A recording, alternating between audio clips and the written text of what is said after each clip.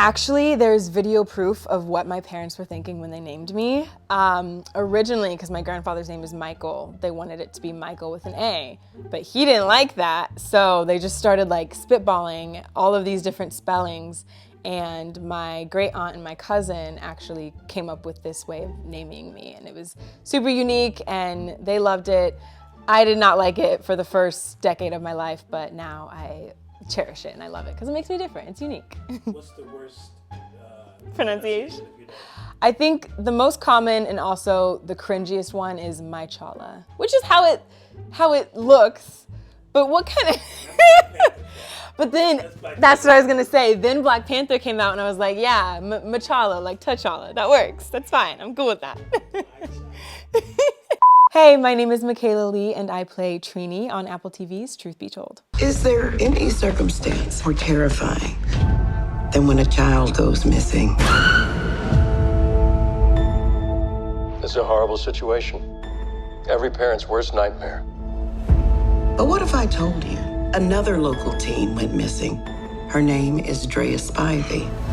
Drea's disappearance has never been covered by a single news outlet. I aim to find them and the people responsible for taking them away. So I started acting when I was 8 years old. I'm from a small town in Indiana, so there wasn't much there, but what there was, I pursued and started in print ads and commercials, modeling for like American Girl and Kohl's and all of that. And then when I was 14, my parents and my sister, we all picked up and we moved to LA to pursue this crazy wild dream that is now coming true. So for me and my journey, I knew from a very young age that I wanted to be in the entertainment industry. So it was years of begging my parents, trying to figure out how we could get into the industry without a lot of resources back home. And then when I was about 8 years old, I told my parents that I'm moving to LA with or without you the day I turn 18, and luckily they moved with me. Nobody has said a word in 3.5 hours. Do any black people live in Houston, or will it just be us? What? Oh, how about Destiny's Child? Who's Scarface. Scarface, see? Who are those people? You need to study some hip-hop history. The kind of big break, so to speak, I would say was the Netflix film that I did, End of the Road, with Queen Latifah and Ludacris. That was 2021, I believe. And that was kind of the kickoff for my, big career. It was really a shock and very, just kind of that moment where you look around at your life and I'm pinching myself and thanking God every single day that I walk on a set. Because I had great independent films and short films that I'm still really proud of, and some of those were my favorite projects to date. But like you said, to be surrounded by these big names and these big stars, was a little intimidating at first, but I just had to remind myself of how hard I've worked and, beat that imposter syndrome and know that I'm meant to be here. This is where I belong. Yeah, it was definitely both an I made it moment and oh my God, it's actually happening. Am I prepared for this moment?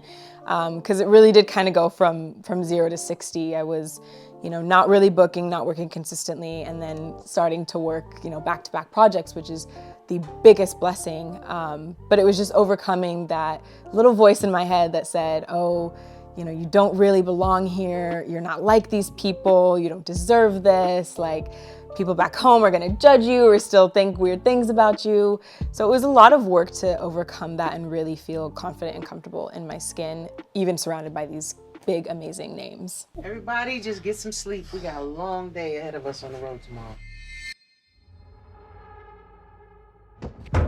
Somebody throwing a party or something? No, this sounds like a fight. When I told my mother that Queen Latifah was playing my mom, it was over a FaceTime call, but I think I still have the screen recording of her running around the house screaming. She was so excited. We knew that it was a possibility. We knew that I might book it, but to actually book it was huge. And then I had the opportunity to bring my family out and actually meet Chris and Latifah, and we spent 4th of July with them, which was amazing to say the least.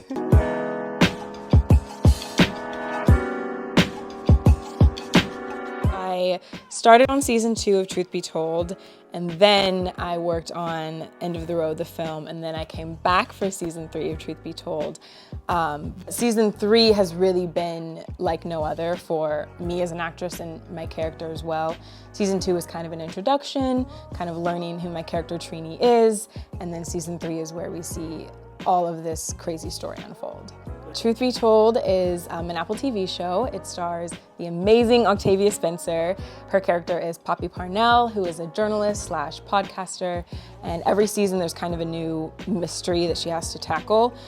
This season deals with sex and human trafficking in Oakland and missing Black and brown girls in Oakland, which is so relevant and so necessary that we're telling the story. So in season 3 of Truth Be Told, we see Trini come out of her shell as well as deal with some very traumatic events that she has to heal from, learn from, and we see how it affects those around her. Her parents, Poppy, who is uncovering the mystery of her going missing, as well as a bigger kind of trafficking ring that is being uncovered throughout the season. And the thing that I really loved about portraying Trini this season is the myths and the stigmas that are really broken, and the way that people are gonna learn, even though it's entertaining as well. I have always loved true crime. I have always listened to the podcast and I'm subscribed to the YouTube channels and such like that. But honestly, this show kind of gave me a new view at it.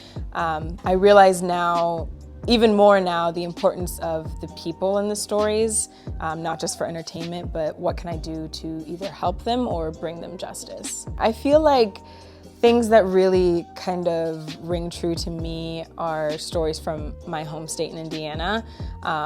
One of the podcasts I listen to, Crime Junkies, they're based in Indiana. So any story there, I feel like I would love to uncover, kind of get back to my roots, so to speak, because I know there's a lot of missing persons cases that just get kind of thrown under the rug. I think there's some holes in the justice system, and also just, law enforcement is so overwhelmed with cases and under-resourced. And so it's been really cool to witness in real time some of these podcasters get innocent people out of jail, or find and bring justice to the victims.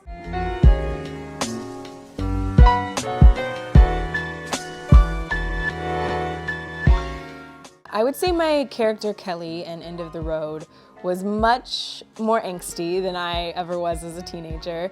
Definitely in that rebellious stage, but she was also dealing with a lot of hurt with the passing of her father.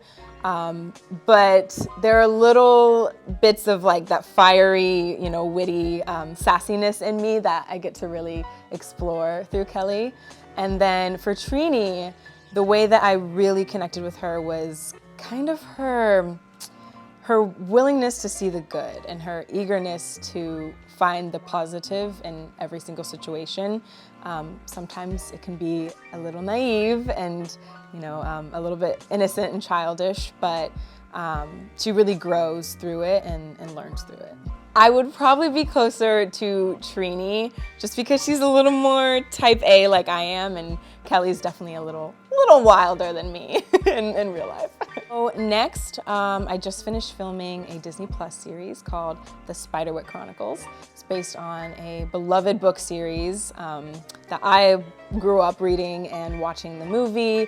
And we just finished filming that. It has Christian Slater and Joy Bryant and some amazing young newcomers.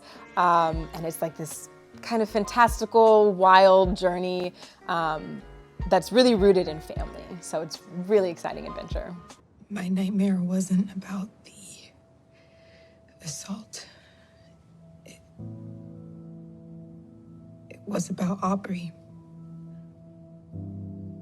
I can't stand the thought of him in jail or juvie, whatever. It makes me sick just thinking about it. I'm so worried.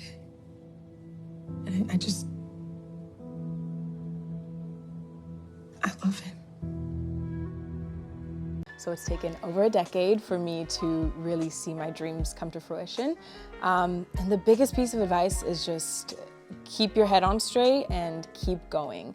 There will be friends, there will be family members telling you that you shouldn't do it, you can't do it, you're not good enough, you know, it's not fit for you. But if you truly have a dream and you are dedicated and you are disciplined, then it can happen and it will happen. And don't compare your journey to anyone else's, because it's yours and the timing will be perfect. Oh my gosh, the internet makes it, because it's all at your fingertips to compare your life to every stranger's, but it kind of gets in your head and all of a sudden you're wondering what so-and-so is doing when your journey is unfolding right now. You can find me on Instagram and TikTok at Mychala Lee. I'm also on Twitter, I believe, at Mychala Lee. And yeah. Hey, my name is Mychala Lee and you've just been buzzed.